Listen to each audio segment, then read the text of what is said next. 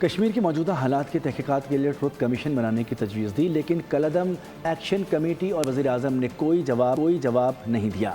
کوٹلی میں جلسہ عام سے خطاب میں بلاول بھٹو نے ایکشن کمیٹی اور حکومت دونوں پر تنقید کے تیر چلا دیے۔ کہا کہ احتجاج کرنے والے حکومت کو نہیں بلکہ عام شہریوں کو سزا دے رہے ہیں۔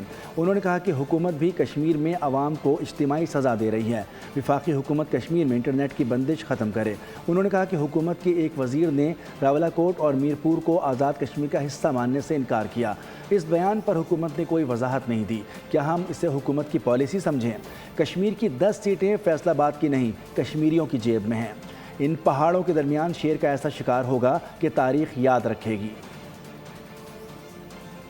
کشمیری شہری، ہر پاکستانی شہری پریشان ہے۔ ایکشن کمیٹی والوں نے مجھے ایک خط لکھا تھا، پاکستان پیپلز پارٹی کو اپنا کردار ادا کرنا چاہیے ان حالات کو سدھارنے کے لیے، اور میں نے اسی وقت وزیر اعظم تک اپنا پیغام پہنچ گیا۔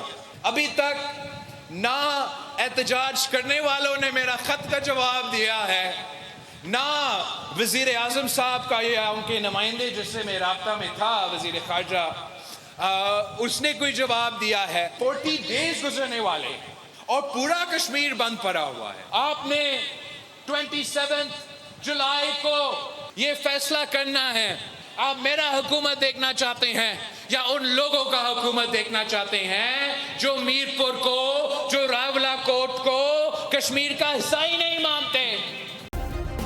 سبسکرائب کریں اور بیل دبائیں تاکہ کوئی خبر رہ نہ جائے۔